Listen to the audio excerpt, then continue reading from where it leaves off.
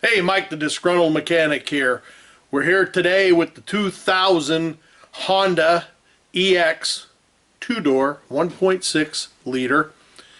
I wanted to bring you up to date with some of the things that I've been doing and that I've sort of found and what I've decided on what path to go. So let me show you what I've done and what I've found, and we'll go from there. Some of the things I'm going to do on this vehicle, it may need or may not need as far as testing, but the reason I'm doing them is for my own benefit, to learn. That's what this car is for, but also to try and fix it. One thing I noticed is I decided to do a relative compression test on it just to see what the results would be. So I did do that, and there's a couple things that I noticed. So what I'm going to do right now is I'm going to do the relative compression test. I pulled the fuse on the fuel pump, so the fuel pump's disabled. So let me show you what happens here and what I see, and especially listen to the car itself turning over with the fuel pump disabled. We'll do that right now.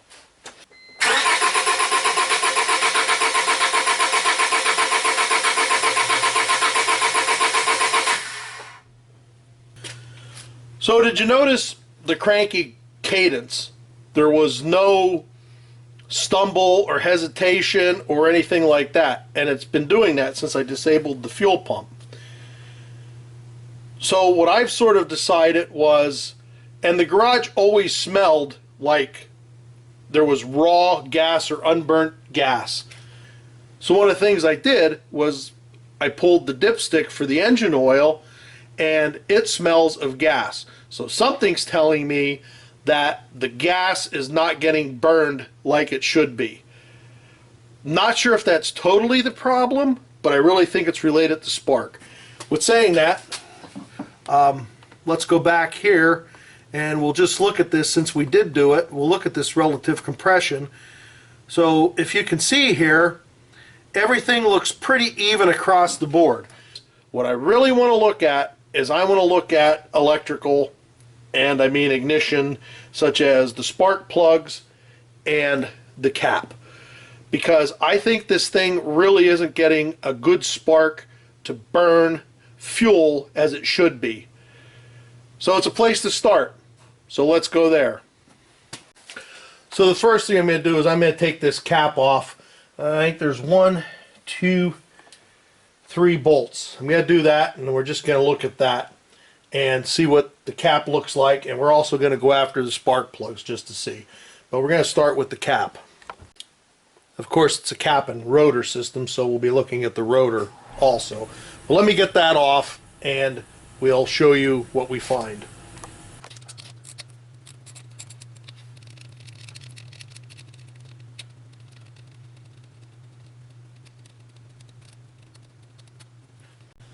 So this is what the cap looks like. I think you can see we got a little bit of corrosion and some stuff that's like not even left in there. So no matter what else is wrong, this needs replaced. Alright, it's been a couple days actually since I took the distributor cap off and haven't got back to this, but we're going to now. I still didn't get the distributor cap, but we'll take the plugs out. I already had number 1 out and looked at it. And this is one of these when you take these plugs out and as tight as they are, almost makes you pucker.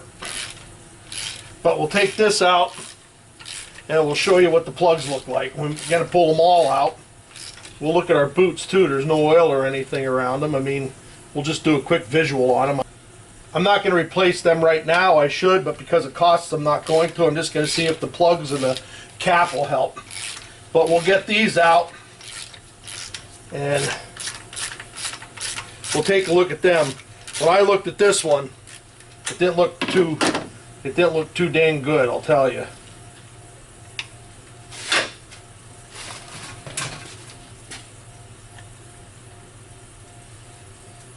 Yeah. There, maybe you can see that one. That's number 1. Reeks of gas, of course. So let's take the rest of them out and we'll see.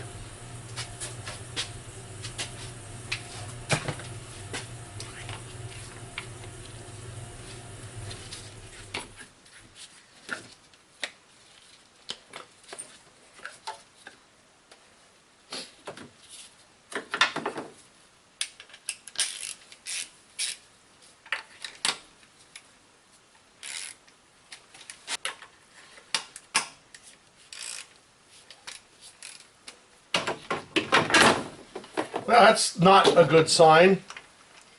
Number 2 is pretty damn loose.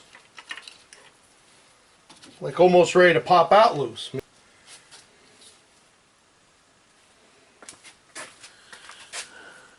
think somebody tried to smash that down in there and never had the ring down right, and that's how it was in. So I'm not even sure how well. I mean, that's just not good.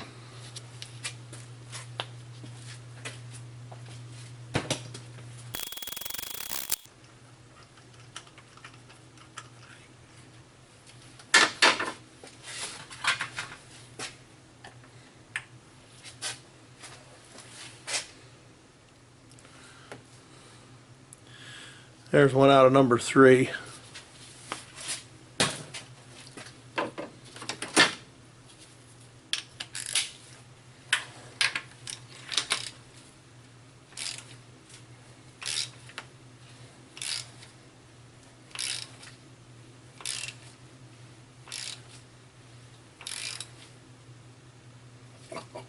Oh my God. Oh my God. I want to pucker. That's getting way too tight. Let me work on getting this plug out and crossing my fingers that something bad doesn't happen.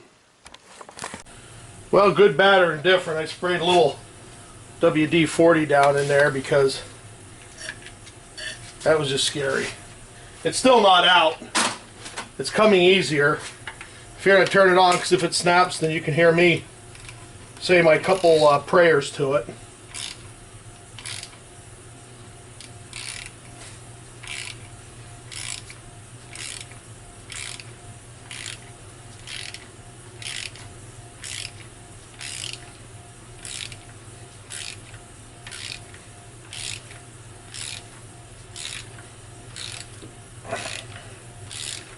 I really don't want to have to put a third repair kit in it.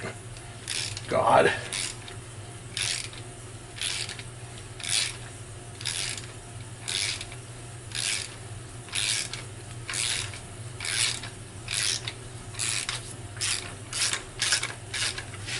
That was a scary trip. Still not saying that something ain't messed up in there.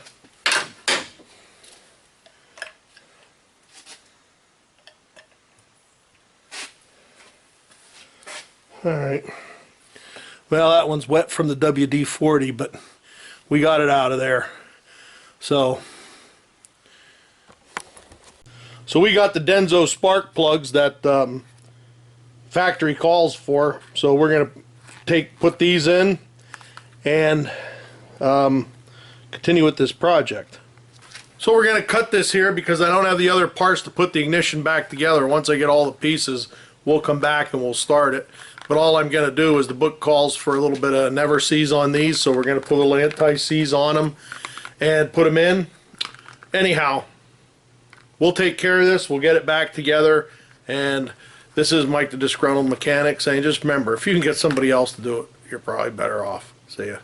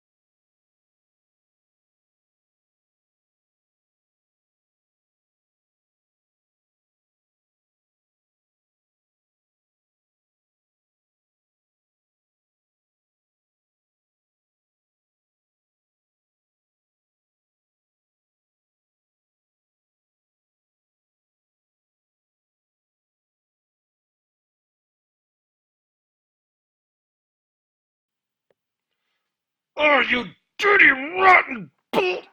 Bolt, how could you break off? You dirty, rotten mother! Oh, Dirty rotten, how dare you, oh, I can't believe it broke off, not again, oh man alive, son of a, oh, I can't believe it broke off, Jesus, no wonder I'm the disgruntled mechanic.